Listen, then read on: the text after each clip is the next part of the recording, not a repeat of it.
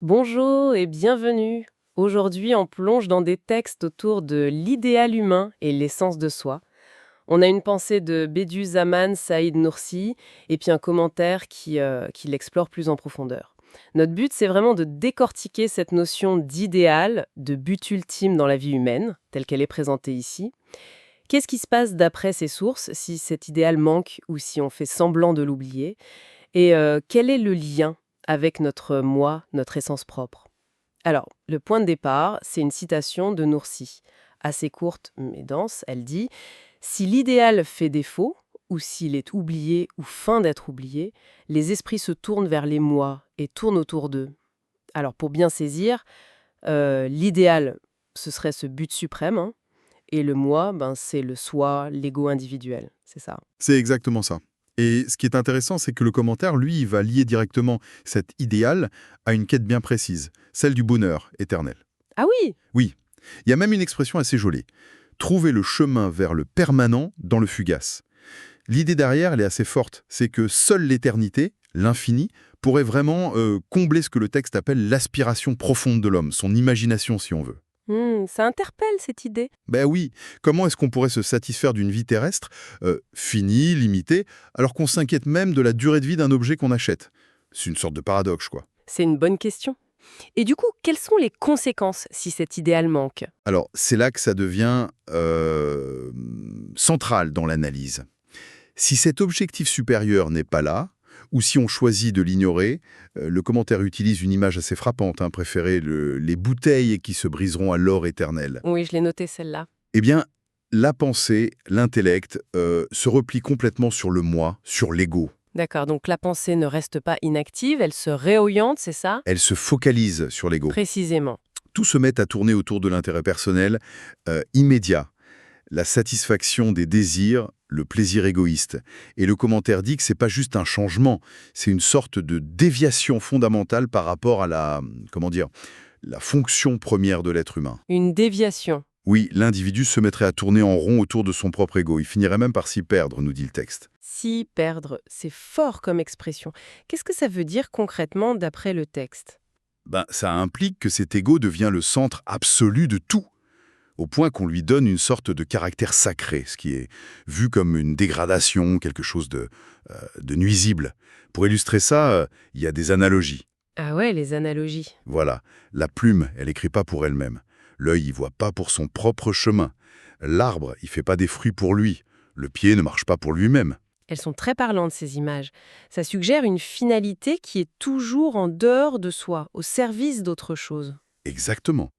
Et la conclusion qui est tirée, c'est que l'être humain, vu comme ça, il ne peut pas exister juste pour lui-même. Il est créé pour un but qu'il dépasse et il est en voyage vers quelque chose.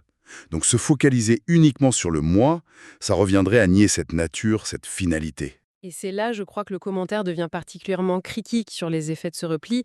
Ça décrit une transformation assez radicale de l'individu. Oui, le texte ne mâche pas ses mots. Il dit que cette concentration sur l'ego, ça transforme la personne en une sorte d'animal égoïste et hédoniste. Quelqu'un dont le seul but, c'est le plaisir immédiat. Hmm. Il oppose même la pensée, l'idéal, la théorie d'un côté, et la vie pratique, l'action de l'autre. Oui, une opposition entre penser et agir. Comment ça s'articule? L'argument, c'est que la foi, et ce qu'on traduit par l'adoration ou le service envers le Créateur, ça devrait gouverner les deux, la pensée et l'action. Si c'est pas le cas, eh bien d'autres forces, sous-entendues négatives, prennent le contrôle. D'accord. Et donc, vivre sans cet idéal supérieur, ça revient, dans cette logique, à ne vivre qu'une vie égoïste, centrée sur soi. Le texte semble dire que sans cette boussole de la foi, on devient esclave de ses propres désirs. Il y avait une note sur prendre ses passions pour divinité. C'est tout à fait ça. L'idée est que toutes nos facultés, intelligence, sens, émotions, qui devraient être tournées vers cet idéal, eh bien elles sont mises au service de cet ego hypertrophié. Tout est jugé à l'aune de « est-ce que ça me sert? Est-ce que ça me fait plaisir ?» La perspective devient très, très limitée. Et ça ne s'arrête pas à l'individu, si je comprends bien. Le commentaire fait un lien entre ce manque de perspective et des problèmes plus larges, moraux, sociaux. Oui, absolument. Le texte va jusqu'à dire que l'oubli de soi, c'est-à-dire l'oubli du but de sa création et l'oubli que ce monde est passager, c'est la cause fondamentale de toute l'injustice et de toute l'immoralité humaine. C'est une affirmation. Waouh! Radical, hein, quand même. Toute l'injustice, toute l'immoralité viendrait de là. Comment c'est justifié, ce lien direct? La justification, elle repose sur la définition même du but de la création qui est donnée. La foi et la servitude, l'adoration envers le Créateur. Donc, si on nie ce but ou si on l'oublie par négligence, on se met en porte-à-faux avec sa propre nature profonde. D'accord. Et c'est pour ça que l'humain mériterait les qualificatifs d'injuste, injuste d'abord envers lui-même et son Créateur, et d'ignorant, ignorant de sa vraie condition, de sa finalité. Donc l'injustice et l'ignorance, ce ne seraient pas juste des défauts, mais les conséquences quasi automatiques de ce désalignement par rapport à son but essentiel, tel que défini ici. C'est exactement l'argument. Si on oublie pourquoi on est là, on oublie qui on est vraiment et ce qu'on devrait faire. Si on ne se voit pas comme créé avec un but lié à la foi, on risque de se prendre pour le centre du monde. Et cette posture, selon le texte, ça ouvre la porte à l'injustice, au désordre moral, parce qu'il n'y a plus de référence extérieure pour réguler le comportement. L'injustice viendrait de cette illusion d'autonomie absolue, et l'ignorance serait cet aveuglement sur sa vraie place. C'est une bonne façon de le résumer, oui. L'injustice comme violation de sa propre vérité et l'ignorance comme méconnaissance de sa place dans le grand schéma. Cette idée que bien se connaître, c'est connaître son but, et que s'ignorer soi-même mène au mal, c'est vraiment un fil conducteur très fort ici. Humains. La morale découle de la reconnaissance ou non de cette finalité qui nous dépasse. Et pour finir, le commentaire utilise une dernière image forte, celle du vide et du plein pour l'esprit et le cœur. Il ne supporterait pas le vide, c'est ça? Oui, c'est une métaphore puissante. L'esprit et le cœur, ce sont comme des récipients. Ils se remplissent forcément, soit de ce que le texte appelle la vérité, le haq, soit de fausseté, le battle. Il n'y aurait pas de zone neutre. Pas de vide possible. Voilà. Et l'analogie continue. Soit ce sont les fleurs de la connaissance spirituelle, de la sagesse qui poussent, soit ce sont des épines vénéneuses. Donc l'absence du positif, la foi, la vérité, n'est pas juste une absence, ça laisse activement la place au négatif. C'est ce que le texte suggère très fortement, oui. Le manque de foi et de service crée un vide qui, inévitablement, se remplit d'éléments nuisibles, mauvais, l'égoïsme, les passions, les fausses idées. Et ça finit par consumer la personne. Dans le langage du texte, ça mène à sa perte, à l'enfer. Ça pose donc un choix existentiel assez tranché. Soit on oriente activement son cœur et son esprit vers cet idéal de foi, ce qui les remplit positivement, soit, par défaut, on laisse le champ libre à l'ego et au négatif, avec des conséquences destructrices. La question est de savoir par quoi ce vide intérieur est comblé. Tout à fait. C'est une vision qui laisse peu de place à l'indifférence. Le cœur et l'esprit sont vus comme des terrains où s'affrontent des forces opposées. Bien.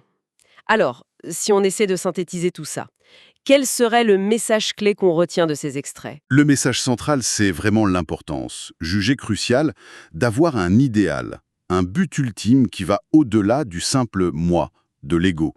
Sans cette orientation vers plus grand, vers plus permanent, la pensée humaine se replie sur l'ego. Et c'est vu comme quelque chose de limitant, de dégradant et potentiellement très destructeur. Et cet idéal est clairement lié ici à la foi en Dieu, à la recherche du bonheur éternel. Son absence mène à l'égocentrisme, vu comme la source de l'immoralité, et l'esprit, lui, sera forcément rempli, soit de vérité, soit de fausseté. C'est une excellente synthèse, oui. Ça met en lumière une dimension, disons, spirituelle, existentielle de la finalité humaine. Et c'est une mise en garde contre un égocentrisme total, où l'individu devient sa propre fin, et contre un matérialisme qui masquerait toute aspiration à quelque chose de plus élevé, de plus durable. C'est un appel à chercher un sens au-delà de soi et de l'éphémère. Pour terminer, ça soulève une question intéressante qui dépasse peut-être le cadre religieux strict de ces textes. Si on met de côté la référence spécifique à Dieu ou à l'éternité, comment est-ce que la présence ou l'absence d'un but ultime perçu, qu'il soit spirituel, humaniste, scientifique, peu importe, comment ça influence notre façon aujourd'hui de voir la valeur personnelle, l'ambition, notre contribution à la société? C'est une très bonne question pour continuer à réfléchir. Qu'est-ce qui nous sert de boussole, individuellement, collectivement, quand cet idéal transcendant n'est pas clair ou quand il y a plein d'idéaux différents, parfois contradictoires? Comment on construit le sens et la valeur sans ce référentiel unique et partagé comme celui que proposent ces textes? En effet. Qu'est-ce qui nous guide vraiment quand cet idéal suprême est absent ou juste différent pour chacun? Voilà une piste de réflexion intéressante. Merci beaucoup pour cette analyse.